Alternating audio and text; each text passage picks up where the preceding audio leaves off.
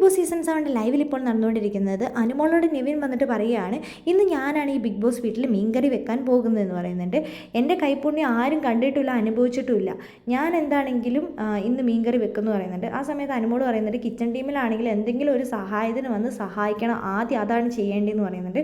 അപ്പോൾ നിവിൻ പറയുന്നുണ്ട്, ഞാൻ വന്നിട്ടുണ്ട്, സഹായിച്ചിട്ടുണ്ട്. പിന്നെ എനിക്കിവിടെ മരക്കുറ്റീനെ പോലെ നോക്കൂത്തി പോലെ ഒന്നും എനിക്കിരിക്കാനൊന്നും പറ്റില്ല. അത് ആ അഭിലാഷ് ചെയ്യുന്നുണ്ട്, അഭിലാഷ് അങ്ങനെ തന്നെ ചെയ്തോട്ടെ എന്ന് പറയുന്നുണ്ട്.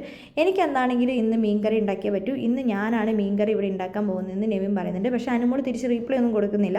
ആ സമയത്ത് അനുമോൾ അവിടെ നിന്ന് കിച്ചണിൽ നിന്ന് പോകുന്ന സമയത്ത് നെവിൻ അവിടെ ഒരു പാത്രം തുറന്നു വെച്ചിട്ടുണ്ടായിരുന്നു. നിനക്ക് എന്തെങ്കിലും ഒരു കാര്യം എടുത്തിട്ടുണ്ടെങ്കിൽ അത് അടച്ചു വെക്കാൻ അറിയില്ലെന്ന് ചോദിക്കുന്നുണ്ട്. അതെൻ്റെ മിസ്റ്റേക്കാണ്, സോറി അനുമോളെ എന്ന് നെവിൻ പറയുന്നുണ്ട്.